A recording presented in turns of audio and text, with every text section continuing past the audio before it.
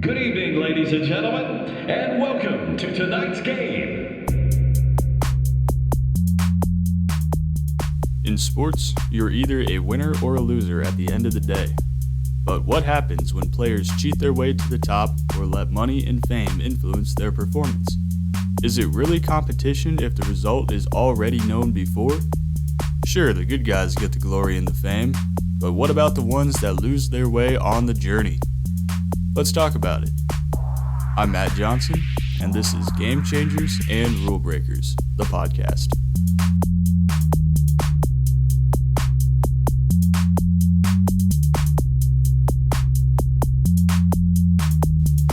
Welcome in to our very first episode of the Game Changers and Rule Breakers podcast. We've got a great show for you today, and we are going to talk about perhaps the most notorious figure in college football during the 2010s. Y'all may have heard of him, Money Manziel. That is, of course, Johnny Football, Johnny Manziel, Heisman winner from Texas A&M University back in 2012. This man had everything going for him. The first freshman to ever win the Heisman Trophy, let me remind you of that. Fame, money, he was a first-round draft pick in the NFL. He was done within 2 years. How could this happen? How could he blow it like that? Unbelievable fall from grace. I couldn't believe it. I was watching that happen, and oh my goodness, if I was in his shoes, would I have done something different? Let's discuss it.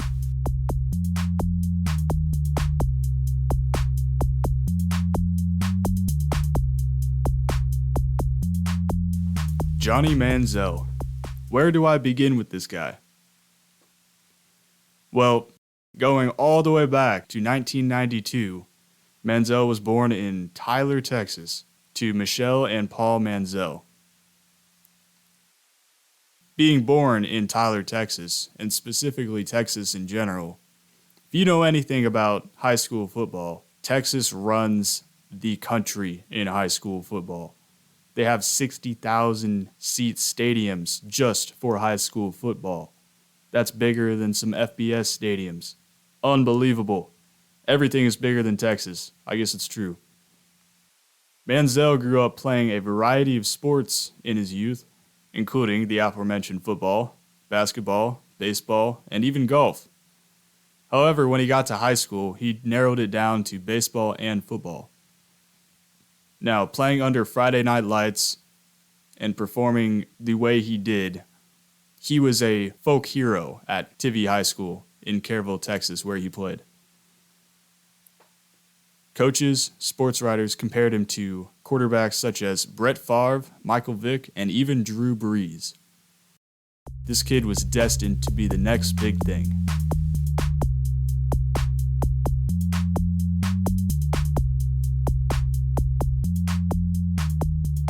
Once Manziel stepped on the football field for the first time in high school, he was electric. By the end of his freshman season, he was already playing with the varsity team. As a receiver, not his natural position. Nonetheless, varsity as a freshman, that's pretty impressive if you ask me. He moved to quarterback his sophomore year, sharing that position for the remainder of the season and throwing over 1,000 yards passing, over 800 yards rushing, and 28 total touchdowns. Keep in mind, this kid is 16 years old and doing this. His junior year, he kept up much of the same stuff. 2,900 passing yards, 1,500 rushing yards, 55 touchdowns. Voted district MVP as a junior. And you might think, oh, this is small town Texas, this doesn't matter. Well, let me tell you, the recruits started noticing, the coaches started noticing, the national recruiting services picked him up. He became a 3-star recruit on Scout and Rivals, and he had a 78 grade on ESPN. Some offers he received out of high school included Texas A&M, Baylor, Oregon, Stanford, Iowa State. However, Manziel had his sights on one school, the University of Texas. He grew up a Texas fan, and he dreamed of playing for them at some point in his college career.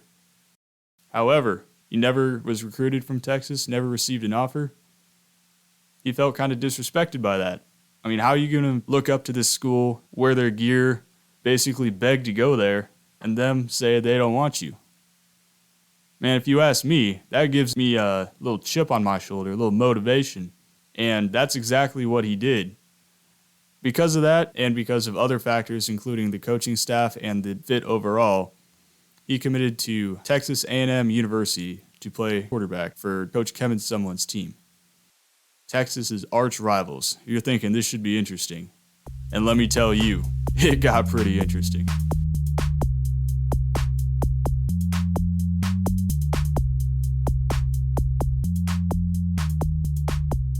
As Manziel transitioned into college, he began to realize that not being the number one guy anymore, being the small-town hero, QB1, wasn't as glamorous as it sounds.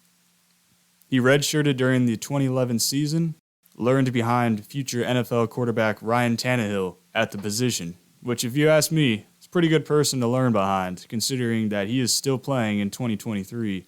Debatably hanging on for his job. We'll see. It's a long season. Before the 2012 season, however, Manziel found himself in a little trouble.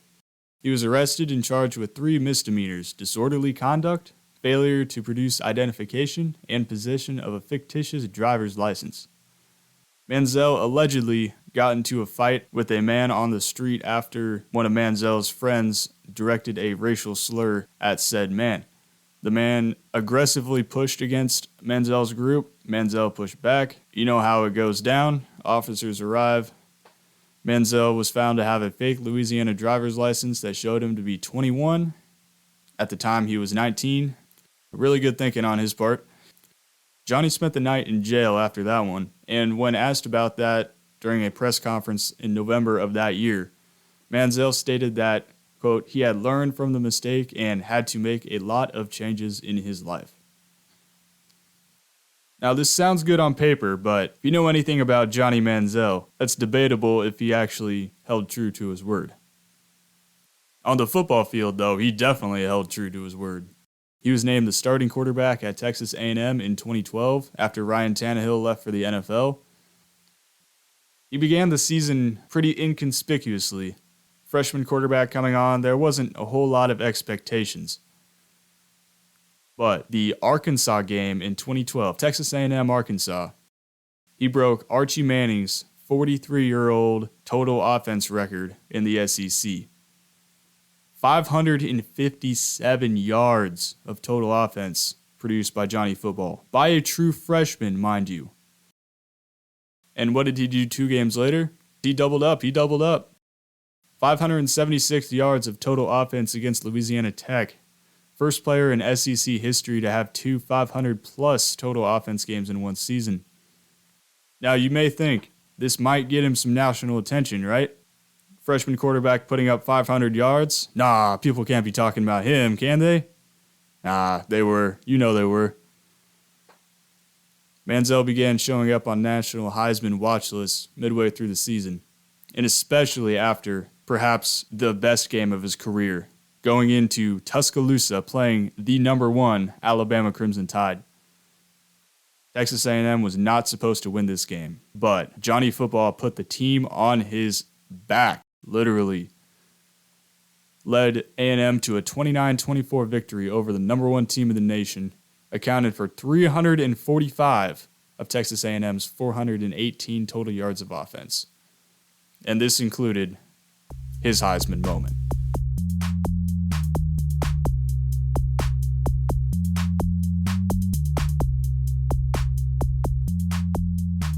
They say every Heisman Trophy winner has a Heisman moment. And for Johnny Manziel, this occurred during the Alabama game his freshman year. Manziel took a snap. The pocket started to collapse. He moved forward. He was bumped into by the lineman, fumbled the ball straight up in the air. All the linemen stopped, paused for a moment. They thought the ball was on the ground, but no. It went right back into the hands of Johnny Football, who rolled out to his left and threw a dart to the end zone. Crazy. Absolute insanity going on in Tuscaloosa. This kid from out of nowhere was on no one's radar before the season at all, is suddenly the Heisman frontrunner. And this is something that no freshman has ever done before. Ever. The Heisman was typically an upperclassman award. If you're a junior or a senior, you had to wait your time, learn from your teammates. This kid said, screw that. I'm coming in here and doing it myself. And that's exactly what he ended up doing. By the end of Manziel's 2012 season, he had broken the single-season record for offense production in the SEC with 4,600 yards, passing notable players such as Cam Newton and Tim Tebow. He became the first freshman in NCAA history to pass for 3,000 yards and rush for 1,000 yards in a season.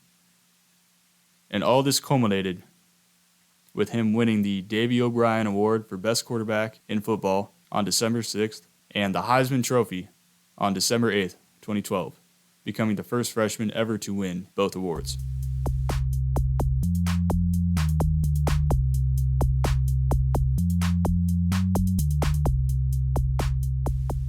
Now, all this fame and media attention and glory might get to a 19-year-old's head if you think about it.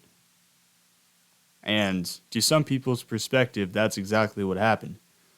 Manziel was heavily scrutinized during the 2013 offseason going into his sophomore year at Texas A&M.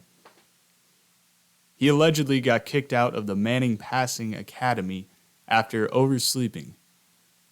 He tweeted that he, quote, can't wait to leave College Station after receiving a parking ticket. And reports were coming out that his parents were concerned about how he was reacting to his newfound stardom. All those things set aside, there's another major incident that happened between the 2012 and 2013 seasons. I'm talking, of course, about the autographs. Now, Manziel, being a freshman Heisman Trophy winner, keep in mind the first freshman Heisman Trophy winner, he was a very popular guy to try to get autographs from. I bet you he would walk on campus anywhere and people would just walk up to him. I mean, he was Money Manziel, Johnny Football, the kid. Johnny eventually worked out a deal with his business partner and best friend that he would sign autographs for money under the table. The NCAA found out about this and they were not happy, to say the least.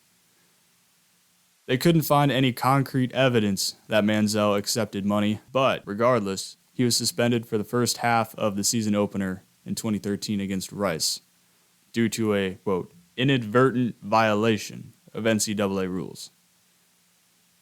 I don't know how you can inadvertently violate an NCAA rule.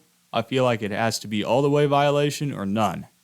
But that's just the NCAA for you. They like to do things their own way, and none of the rest of us understand their inner workings. Manziel started off 2013 with that suspension, returned in the second half, played well throughout the season once again, leading up to a showdown with, once again, the number one team in the country, the Alabama Crimson Tide. Manziel had his Heisman moment in this game the year before, and in 2013, he went off. I don't know how else to say it.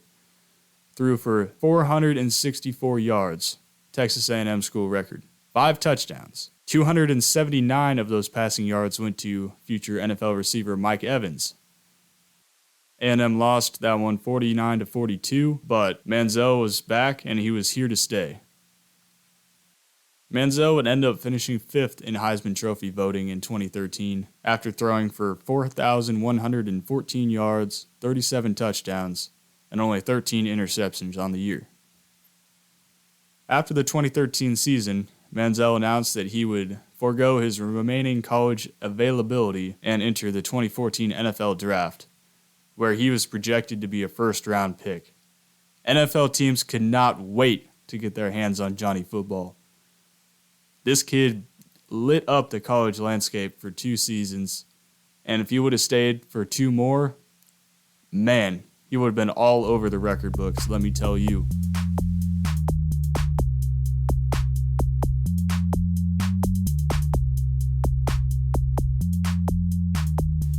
Johnny Manziel had done all he could in College Station.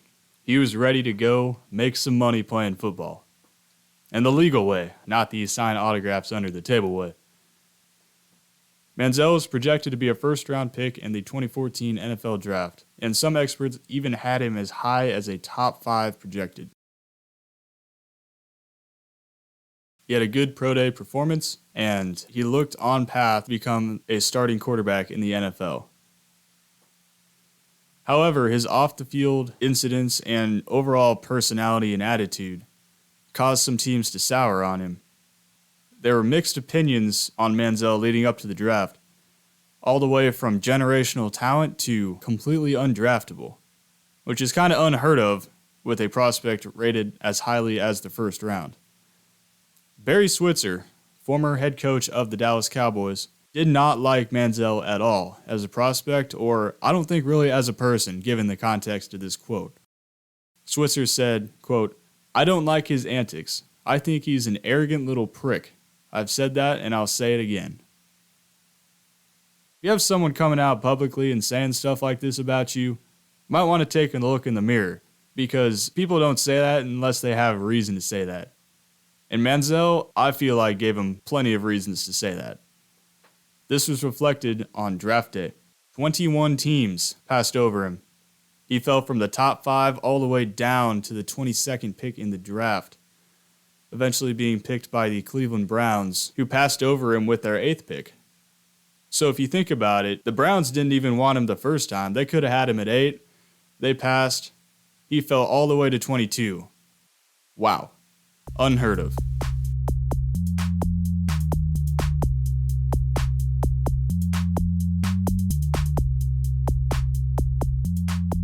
Despite the absolute disrespect shown to him in the NFL draft, Manziel did not let it get to him and ended up becoming the backup quarterback for the Browns to start off the 2014 NFL season. Johnny finally got his chance November 30th against the Bills when starting quarterback Brian Hoyer was not getting the job done. Manziel went into the game in the fourth quarter and scored his first NFL touchdown on a 10-yard rush. The following week, he made his first NFL start, completing 10 of 18 passes for 80 yards and 2 interceptions. Probably not the start he wanted, but you got to learn some. You're a rookie. You got to get those reps in. Manziel made one more start during the 2014 season, another loss, and he was ruled out for the finale with a hamstring injury. Overall, his rookie season was met with mixed reviews. He did see the field, he did have some good moments, but his work ethic and commitment to the organization were in serious question by the end of it. The next season, 2015, Manziel once again became the backup quarterback, but moved into the starting job after starting quarterback Josh McCown was injured against the New York Jets on September 13th. In this game, Manziel scored his first career passing touchdown. The next week, week 2, Manziel started against the Tennessee Titans and led the Browns to a 28-14 win, his first NFL victory. Manziel continued to make spot starts during the year until he was announced as the starting quarterback for the rest of the season on November 17th. However, once again, Manziel's off the field antics, his partying lifestyle, they got in the way of him. They killed him, man. They killed him. The week after he was announced as the Browns starter for the remainder of the season, videos surfaced of him partying in Texas during Cleveland's bye week. And I'm talking partying. There is stuff in there that he did not want the world to see. But unfortunately, probably not a good idea to show your employer what you choose to do in your free time if it's detrimental to your work environment. And it was. Manziel was demoted to third string for the rest of the year. As luck would have it, Josh McCown suffered a season-ending injury in the next game. Manziel was promoted to starter and ended the Browns' 7-game losing streak with a 24-10 victory over the Niners.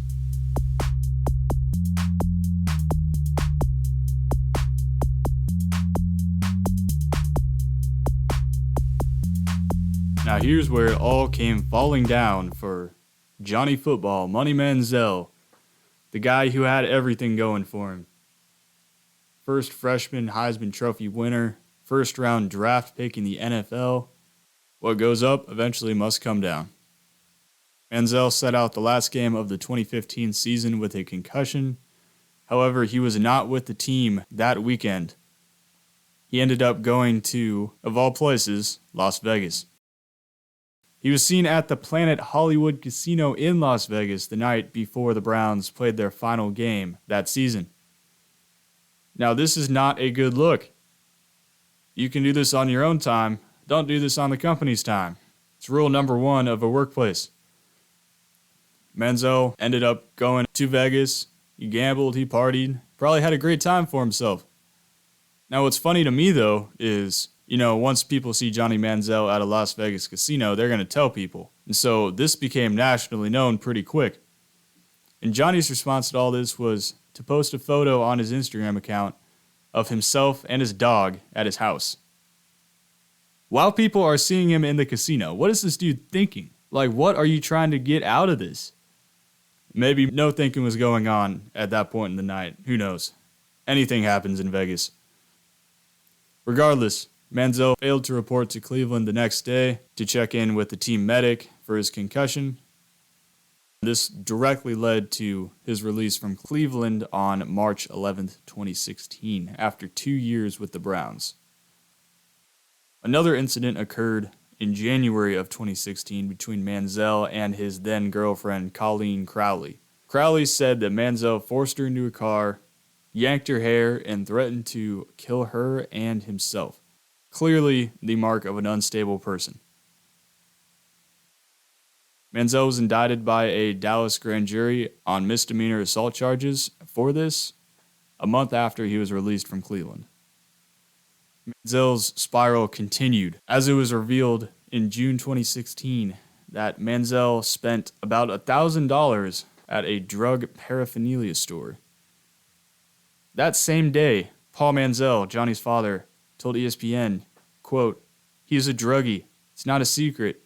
Hopefully he doesn't die before he comes to his senses." Paul went on to say that jail would be the best place for his son at the time. That is a heavy statement to have to make. And to get to that point in your life, you've just got to, forget your career. Forget football. Football doesn't matter anymore. You just got to turn your life around. Are you just going to keep doing this for the rest of your life? That's what Johnny's choice was. Johnny could have kept partying and kept going down and down and down, or he could have taken a different route.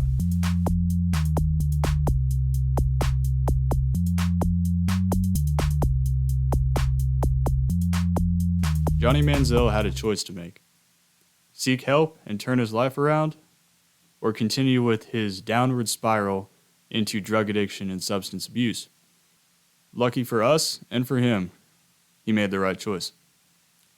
As a result of his plea agreement in his domestic violence case, Manziel agreed to undergo counseling and have his conduct monitored by up to a year or face further prosecution.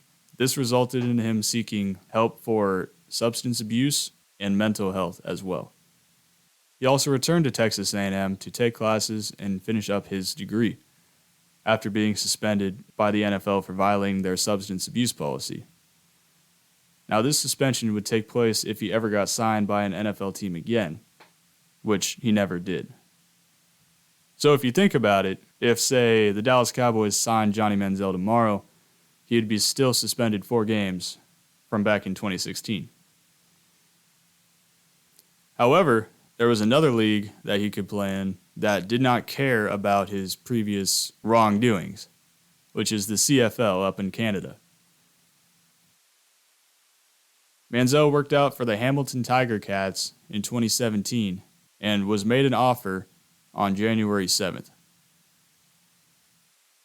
However, negotiations fell apart on February 14th, and the following year he returned to the CFL with the Montreal Alouettes.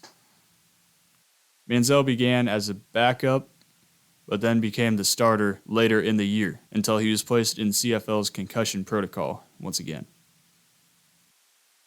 Unfortunately, Manziel did not adhere to the CFL rules, much as he did not adhere to the NFL ones. He was released by orders of the league on February 27, 2019, after league officials determined that he had contravened the terms of his CFL contract. Now, they didn't come out and say quite what the reason was, but according to CFL journalists, Manziel continued to miss mandatory meetings. This is exactly what he did during his time in the NFL. He just did not care. He did not care. He could have made all this money, been a huge household name, great football star. No, nada. Couldn't be him. Manziel eventually returned to play in minor leagues such as the Alliance of American Football and the Fan Control Football League. I would say he's officially retired.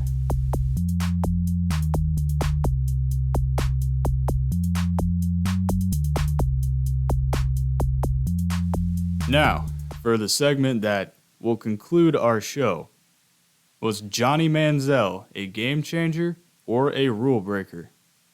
Keep in mind, a game changer is someone who will be remembered in sports for generations. Someone who made such an impact on his or her sport or profession that when you think of a sport, when you think of college football, you could think of Johnny Manziel. And there is valid evidence to back this up. First freshman Heisman Trophy winner, 2012. SEC record holder, total offense, 2012. Fifth in Heisman Trophy voting, 2013. This kid was doing stuff that no one had ever done before. Literally changing the game of college football. And because of his mobile style, his dual threat ability to both pass and run the ball, more mobile quarterbacks have been popping up in the years after Manziel's time at Texas A&M. However, was Manziel a rule breaker? Yes, he was. Getting in fights with a fake ID in college, going and partying on your off days in Vegas when the rest of your team is working, substance abuse, failing drug tests, just not caring, no work ethic. In terms of straight rules being broken, there's not a whole lot, but in terms of throwing away a potential great career, Johnny's absolutely a rule breaker in that sense. He could have been still starting right now if he was stayed healthy. He had the tools, he had the physical ability, he just could care less. My final verdict, game changer versus rule breaker. Johnny Football, Money Manziel. I'm giving him the game changer label, and I'll tell you why. Because regardless of all the wrongdoings he's done, everything that happened in the NFL, I'm sure people hate him there, probably with good reason. If you think about college, if you think about a Saturday in the fall, October down south, you think about SEC football, it just means more. Johnny Manziel running around with the ball and lighting up defenses throughout the South, throughout the country in 2012 and 2013. I will always associate that with college football. Johnny Manziel to me is one of the quintessential college football athletes that have ever played, and I believe his name will be forever associated with the college game.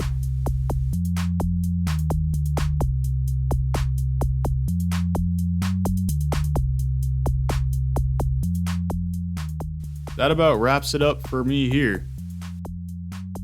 Just keep in mind, sports are not black and white. My opinions are my opinions. Your opinions are your opinions. But I'm glad you're here to listen to me talk about it. Game Changers and Rule Breakers, hosted by me, Matt Johnson. We'll see you next time.